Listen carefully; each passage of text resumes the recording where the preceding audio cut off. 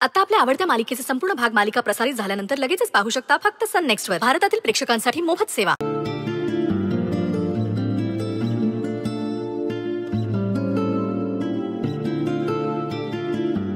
शक्ती, कलश का बाहेर घेऊन आलीस? आपल्याला घरी घेऊन जायचंय ना, गाडीतच ठेवायचा. पण आपल्याला आत्ताच्या आत्ता निघायचंय. हो.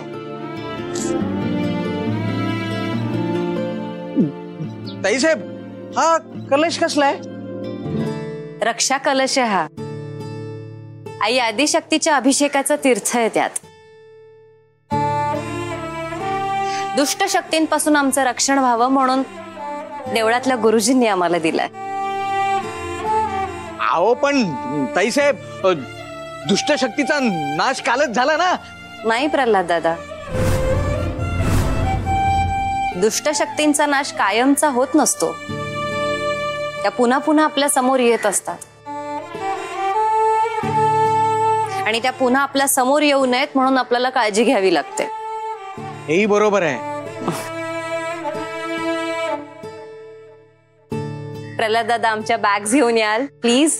हो हो, आणतो की.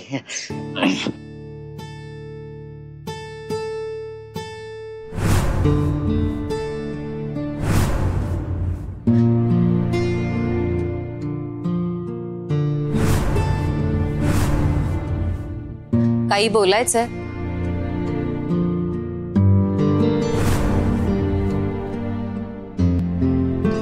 चला शिवताई, पाण्याची बाटली घेतली नसेल तर राधा मावशींना सांग पाण्याची बाटली घ्यायला. घेतली आई. आणि राधा मावशी डबा भरणार आहे तुझा, त्यामुळे मध्ये कुठेच थांबता येणार नाही आणि बाहेरचं खाता येणार नाही. आलं लक्षात? काय आलं लक्षात? हा, इथे मीच बोलतेय, कुणी ऐकताय का माझं? नाही, बाबाला काहीतरी बोलायचंय पण त्याला बोलता येत नाही आणि तुला ते जाणवत नाहीये.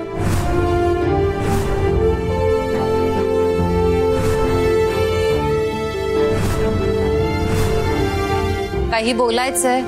नाही. हो म्हणजे नाही. कन्फ्यूज.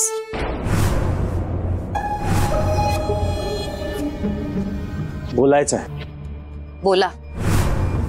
आम्हाला तुमच्यासोबत थोडं बोलायचं होतं. पण तुमचा माझ्यावर विश्वास नाही त्याचं काय? त्या दिवशी रागाच्या भरात आम्ही भरपूर काही बोलून गेलो, त्याबद्दल सॉरी. पण तुमची मेहनत दिसते आम्हाला, म्हणून म्हटलं तुमची थोडी मदत करावी. नाही समजलो. आत्ताच आमच्या माणसाने आम्हाला सांगितलंय की मैत्रेय आणि तिची ती स्वीट फॅमिली फार्म हाऊस वरून घरी जायला निघताय. तिची ती फॅमिली घरी जिवंत पोचताच कामा नये. एक असा मंत्र म्हणा ज्यांनी त्यांची गाडी थेट वैकुंठात पोचली पाहिजे.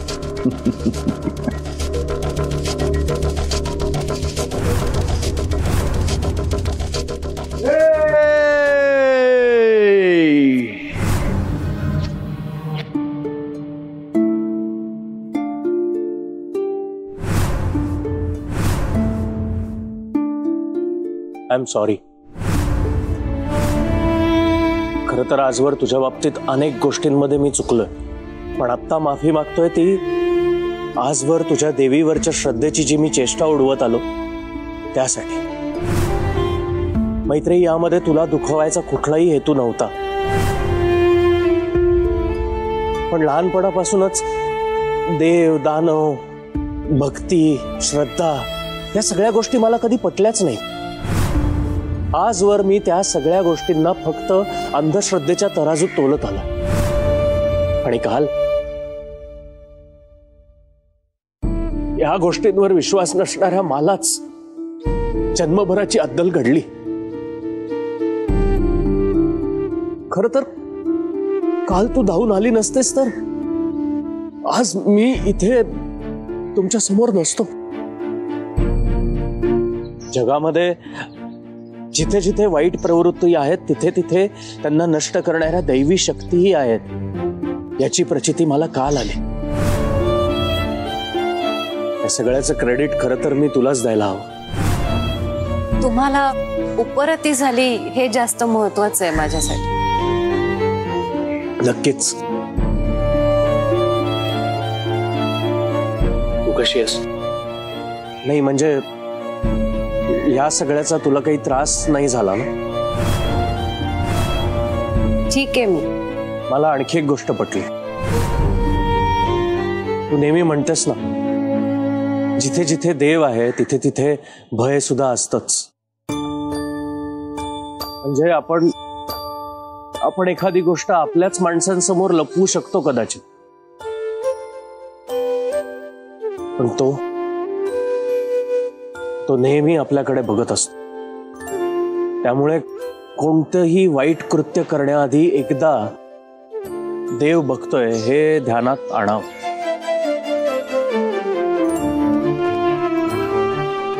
आपले चांगले विचार, आपलं चांगलं कर्म, देवावरचा विश्वास आणि देवावरची निस्सीम भक्ती ही कोणत्या ना कोणत्या रूपात आपल्याला दर्शन नक्की घडवते.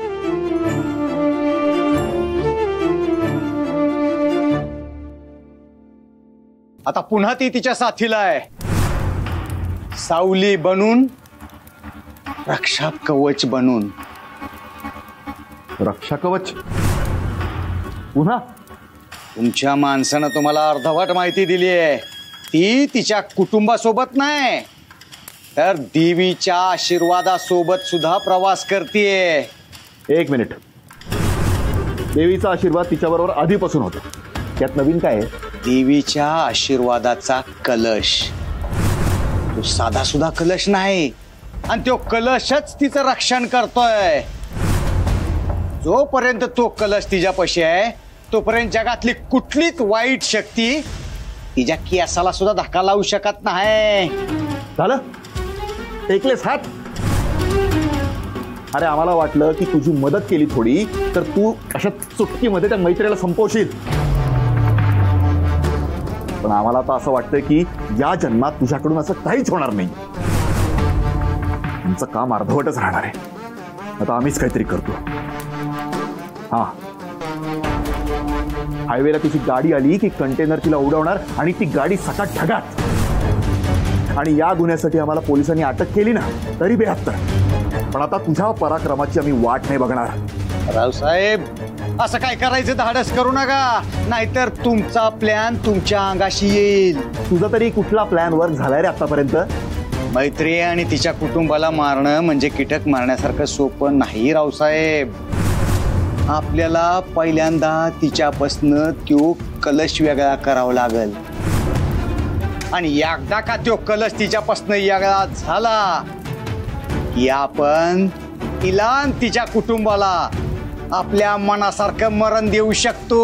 आला का ध्यानात? अरे, एकीकडे म्हणतोय की तो कलश शक्तिशाली, दुसरीकडे म्हणतोय की तो कलश तिकडनं हलवला पाहिजे. कोण करणार कोण आहे? कोण तो कलश हलवायला जाणार आहे? आणि तो त्या कलशाला हात लावेल त्याचं बरं वाईट झालं तर काय? नाही, आम्ही आता रिस्क नाही घेणार आणि तुझं काहीच नाही ऐकणार. आम्ही जो प्लॅन सांगतोय ना तोच योग्य आणि बरोबर आहे.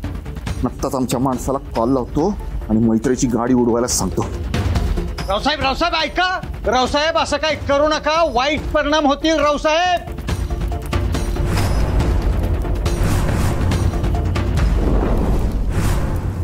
अगे ये राधा, चल लवकर. ताई साहेबांना उशीर होतोय. चल लवकर ये. देव थांब इकडे.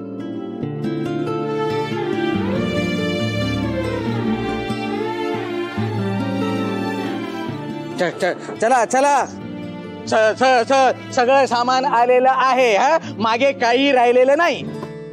असं कसं? खूप मोठी गोष्ट मागे राहिलीये. काय राहिलं? थांबा, मी बघून येतो. दादा, चांगल्या आणि वाईट दोन्ही आठवणी आम्ही इथे ठेवून चाललोय. चालेल ना?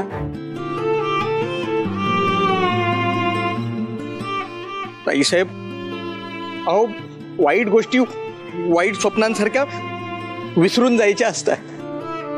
फक्त चांगल्या गोष्टी घेऊन जायच्या असतात, त्याही इथे मनात त्याच चांगल्या आठवणी आम्ही आमच्या सोबत घेऊन चाललोय. तुमची खूप आठवण येईल. शक्ती बेबीची तर जास्तच. ए गुंडू, तू परत कधी येणार इथे? दिवाळीच्या सुट्टीत. वा, मग तू आलीस ना की आपण तिथे त्या धबधब्यावरती जाऊयात. हा, पण तोपर्यंत धबधब्याचं पाणी आटलं असेल ना? ए आ?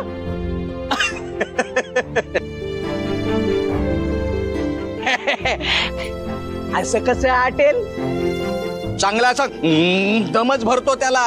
आमची बेबी येईस तोवर धो धो कोसळायलाच लागेल तुला. खरंच? हो.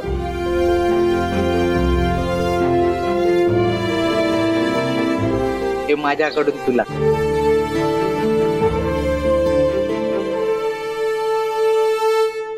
थँक्यू.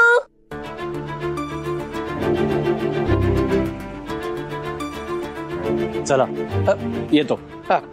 प्रल्हाद दादा, राधा, काळजी घ्या आणि आपल्या घराचीही काळजी घ्या. काही लागलं तरी मला कधीही फोन करा. येऊ. बाय. Bye bye. बाय. आई मी पुढे बसू? हो.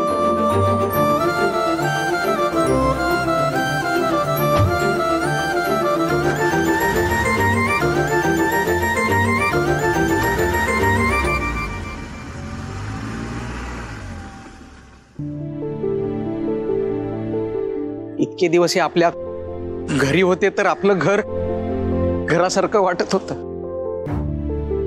त्यांच्यासोबत कसा दिवस निघून जायचा कळायचं देखील नाही. हो ना, आता परत कधी येतात काय माहित. हो, पण ते आता येईस तोवर त्यांचं हे घर आपल्याला आपल्या घरासारखं सांभाळावं लागणार आहे.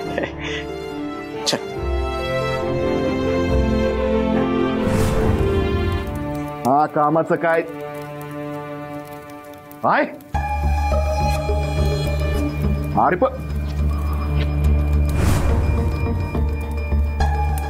काय झालं? ज्या मित्राला मैत्रीच्या गाडीचा ऍक्सिडेंट करायला सांगितला होता त्याच्याच गाडीचा ऍक्सिडेंट झाला. एका ट्रकने त्याला उडवलं आणि तो जागीच गेला. त्याच्या फोनवरती शेवटचा मिस कॉल आमचा होता, म्हणून तिथे जमलेल्या गर्दीत एका माणसाने आम्हाला आता कॉलबॅक करून हे सांगितलं होतं मी तुमच्या मित्राला फोन करू नका म्हणून, पण तुम्ही माझं नाही ऐकलं. अहो, त्या मैत्रियेकडं आता रक्षा कलश आहे, हे विसरून चालणार नाही आपल्याला. रक्षा कलश काय करू आम्ही? म्हणजे एक घाव दोन तुकडे होतील. शांत राहायचं. काय बी करताना 100 वेळा विचार करायचा. आला का ध्यानात?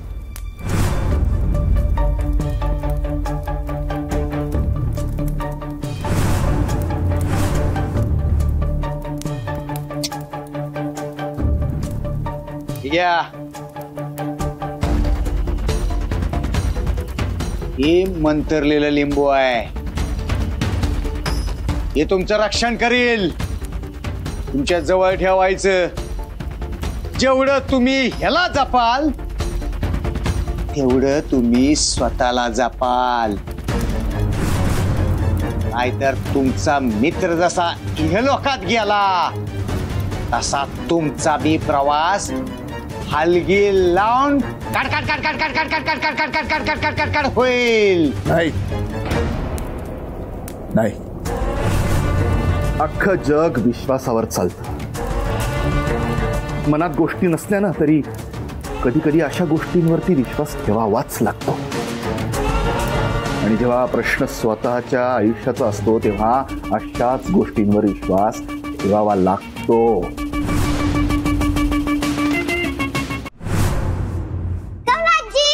ताई साहेब आलेत बाई, ये पटकन. आजी कशी झाली तुमची पिकनिक? मस्त. अजिबात नाही, मस्त तर नाहीच नाही. असं का म्हणतेस तू? मला तिकडे धबधब्यावरती जायचं होतं, पण हे मला घेऊनच गेले नाही. अरे रे, उगाच मी यांच्यासोबत फिरायला गेले. घरी थांबली असते तर किती बरं झालं असतं. हो ग, चुकलंच आमचं. उगाच फिरायला आलीस तू आमच्या बरोबर. कमलाई, पुढच्या वेळी आपण जाऊ हा पिकनिकला. एका माणसाला नकोच न्यायला, हो की नाही? मला वाटलंच होतं तू असंच काहीतरी म्हणणार. नको घेऊन जास तू मला. मी ना माझ्या बाबासोबत जाईल. जिकडे जायचंय तिकडे जाईल. हो ना बाबा? तू हे बोलतीयस खरं, पण बाबाला सुट्टी मिळणार आहे का आता?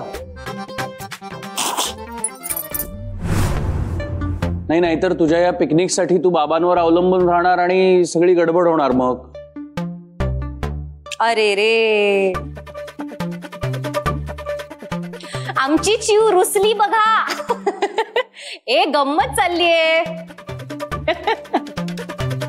मी काय म्हणते, लेकीला कुठे फिरायला जायचं होतं, तिथं तिला घेऊन जायचं होतं ना तुम्ही.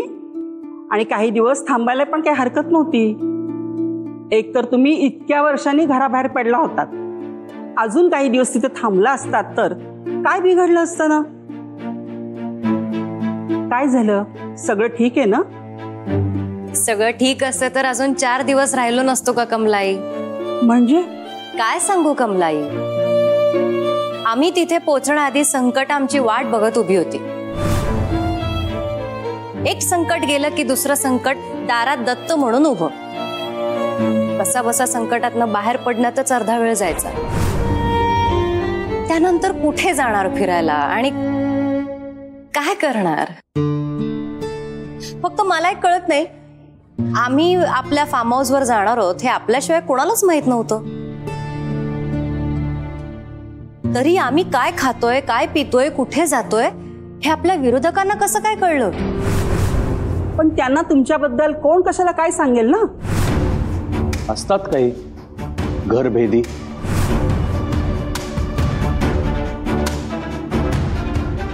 आणि घरचेच लोक असं वागल्यावर बाहेरचे लोक फणा काढणारच ना.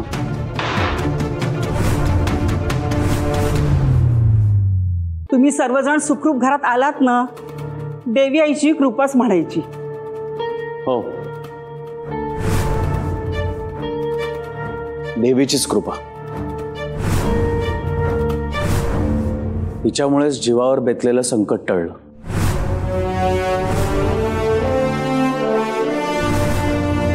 हा घट कसला आहे? हा साधा सुद्धा घट नाहीये, रक्षा कलश आहे. वाईट शक्तींपासून आपलं रक्षण करण्यासाठी देवळातल्या गुरुजींनी आपल्याला दिलाय.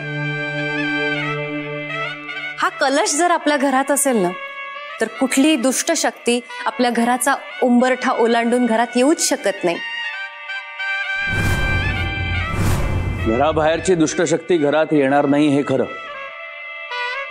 पण घरातच ठाण मांडून बसलेल्या दुष्टशक्तींचं काय करायचं? मला वाटतं त्यांच्यासाठी आता मलाच माझ्या पद्धतीने एखादा होम हवन करावा लागेल.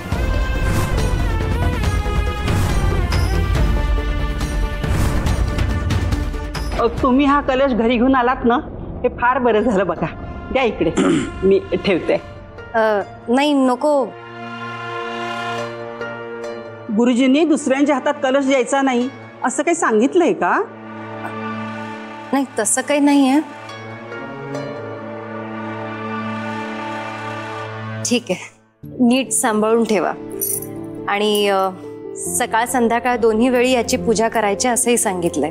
ठीक आहे, काही काळजी करू नका. मी नित्यनेमाने रोज पूजा करेन ना. चला, तुम्ही सगळे फ्रेश होऊन घ्या, मी पानं वाढायला घेते. हो ना, खूप लांबचा प्रवास करून आलायत तुम्ही आणि भूकही लागली असेल ना. कमलाई, खरं सांगू का, मला अजिबात भूक नाहीये. मला पण भूक नाहीये. फार्म वाढदिवसाच्या राधा मावशीने मला खूप काही खायला दिलंय. हो, आणि तरीही आम्हाला बाहेरच खायचं होतं. मग काय, आम्ही हॉटेलमध्ये जेवलो. खूप टेस्टी फूड होतं. बिल खूप झालं, ते बाबाने भरलं. कमलाजी, बाबाने भरलं. हा, बाबाने.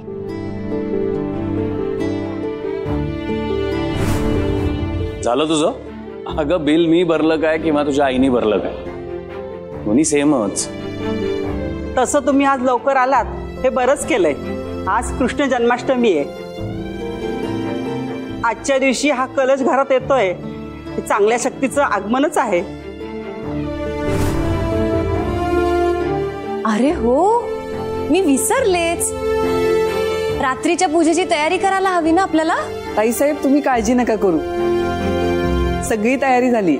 इकडे पण कृष्णाचा जन्मदिवस साजरा करतात. मग माझ्या गावच्या घरी पण करायचंय. पण इकडचा कृष्णा जन्मोत्सव पाहून चकित होशील तू. हो का? असं काय वेगळं असतं इथे? सरप्राईज आहे. काय सरप्राईज आहे सांग नाही. कळेल ना, जरा धीर धर. बरं चल, आपण आधी फ्रेश व्हायला जायचं. चल.